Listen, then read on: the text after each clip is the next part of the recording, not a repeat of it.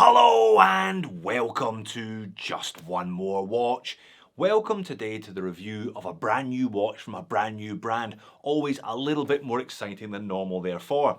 I got an email back in February this year from a chap called Teslim of Primitive Haus, a Seattle-based micro brand. He included a link to pictures of his new watch, the Timekeeper, and I was like,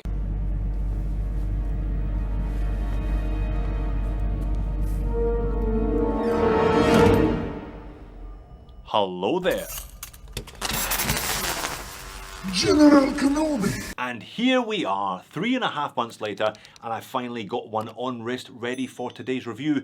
It comes in a bunch of very attractive, very different colours. It comes supplied with a bracelet and 2 alternative straps, all for under 300 USD. You can see why it piqued my interest, I'm sure. Now you saw the pop-up.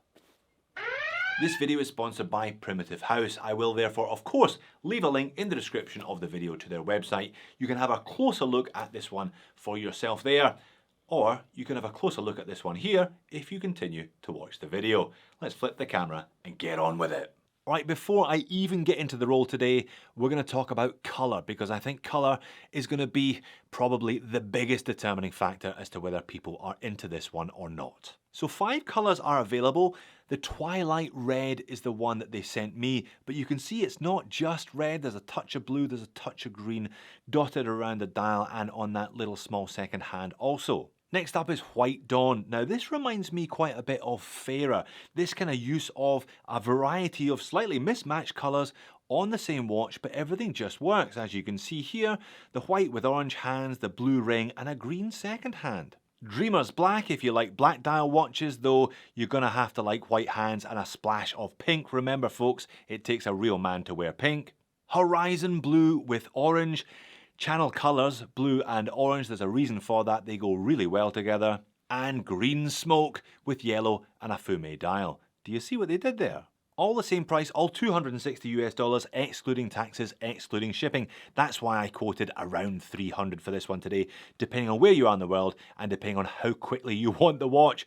They're taking pre-orders at the moment. They're shipping these ones in August or September, late August or early September, and you get a proper 2-year warranty as well. Now, bracelet plus tropic strap plus fabric strap. Although I didn't get sent the fabric strap, it's a 2-piece nylon. You can see it on their website. As I said, link in the description. I think this is a lovely dial colour.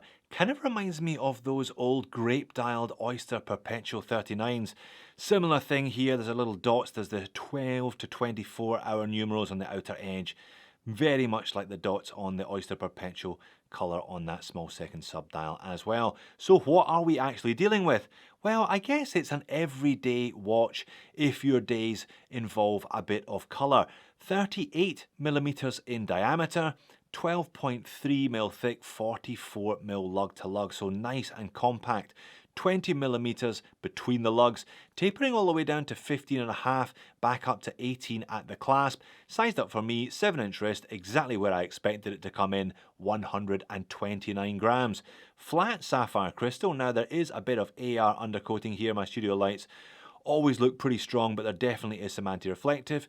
200 meters of water resistance from a screw down crown, so yeah, you're not going to go diving with it, but you could if you wanted to. And this one contains a Miyota 8N40. Case finish is perfectly acceptable for a watch costing under $300.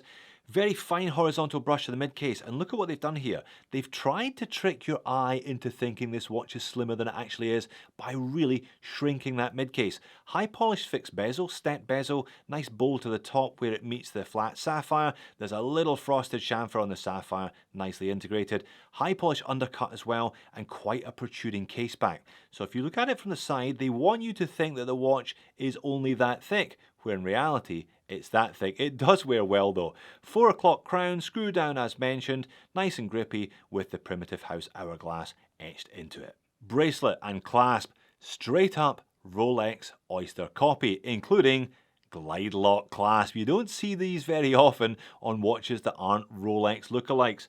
As such, high polished center links. It's kind of like an old Batman GMT Master 2 bracelet to that end. Satinized brushing on the 2 outer links and high polished edges, screws holding it together, and Quick release spring bars, that's not something you get on a Rolex. As discussed, this one is supplied with 2 alternate straps so you can switch between them all tool free. Now the glide lock, again high polished center and the hourglass etched into the fold over here.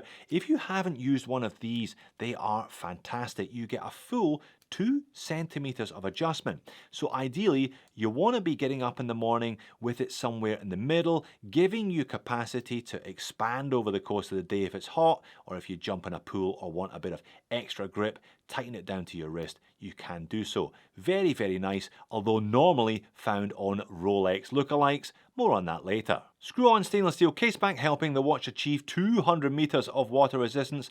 Little Bauhaus starburst emblem in the middle there. Basic spec sheet around the outer edges. As discussed, it's a Miyota 8N40. So that is a 21 joule movement with a roughly 42-hour power reserve. Stated factory tolerances of -20 to +40 seconds per day maximum variance. And thanks to the power of video editing, I can show you what it looks like. It's actually one of their skeleton movements, normally found in watches with see-through dials or open heart designs. Not in this case, obviously.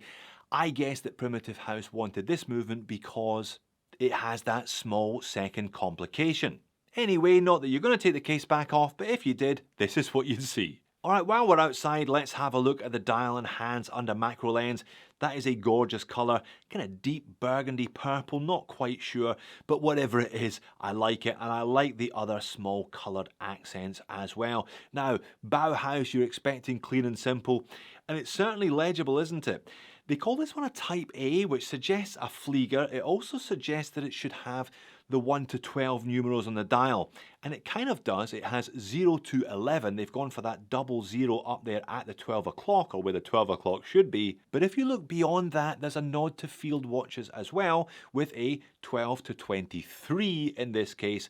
Very small Arabic numerals printed beyond that in a paler shade of red. Timekeeper Type A branding in white above the pinion, and a slightly recessed small second complication beneath it, with concentric circles only enhancing the overall sunburst effect of the dial. It's a very simple, slender, tapering hour and minute hand, again in white matching the numerals, nice and legible from all angles. And that's it, no chaptering here, so you're maximising the dial space in a relatively compact 38mm case size. That means it's nice and legible after dark as well. It looks like a larger watch on wrist than it actually is. Nice and legible initially anyway. The brand are keen to tell you about the 15 layers of BGW9 Superluminova that have been applied, but if I turn the speed up on this one, it seems they were applied better to the hands than to the printed numerals, because the hands are legible at the end of the 20 minutes, numerals not so much. This is a prototype though, perhaps it'll be slightly better for production units. Wears very neatly though, no excuse for not getting the right fit because of the glide lock clasp,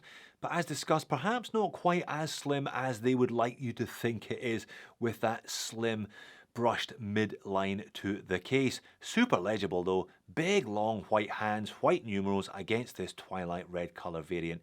Yeah, and there is a bit of AR under the sapphire crystal, so no problems from most viewing angles.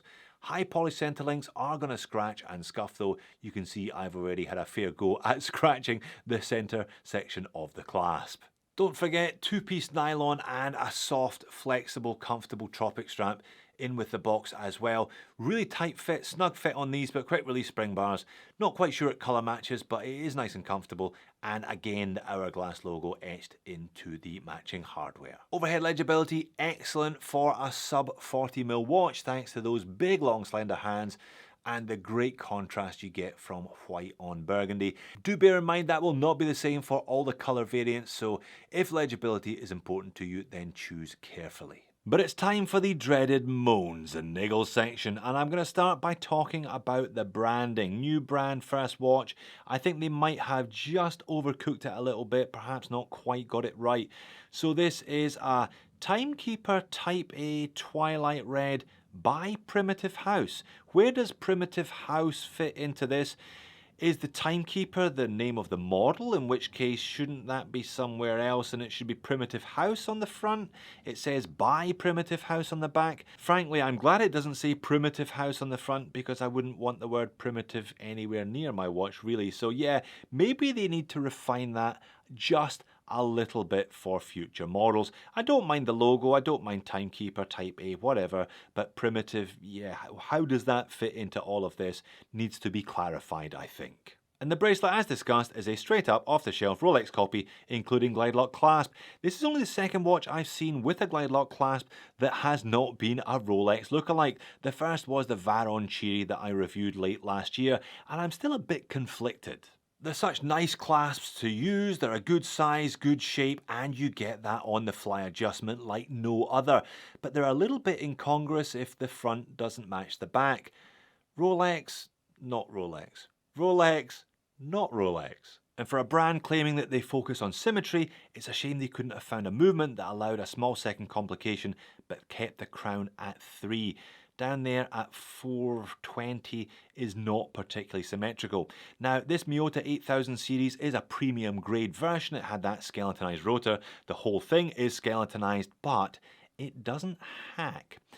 Most of these new 8000s have been upgraded. This skeletonized version clearly has not, because it doesn't hack when you pull the crown out to the first position at all, and you still get that Miyota rotor wobble. You can actually see the watch wobbling in my hand here. So I return again to the colours. This one really does come down to whether or not any of those colour variants speak to you. I think they're all really interesting. For less than $300 US, which is way cheaper than you can pick up even a base model fairer, you're getting a kind of similar look, something that's bright, summery and fun, and you're getting 3 different strap options out the box for less than $300. So perhaps not perfect then, couple of compromises because of the movement choice, but a good looking watch, nice and legible, wears well for its size, and I think good value too. So there you have it. I think a rather impressive debut effort from Primitive Haus. Fun, colourful, wearable watch and affordable price. I've no doubt this one will find a few homes and a few wrists. If this one didn't quite tickle your fancy but you're looking for some more affordable colour, why not click here or here. Thanks for watching all the way to the end. I hope to see you again in a future video.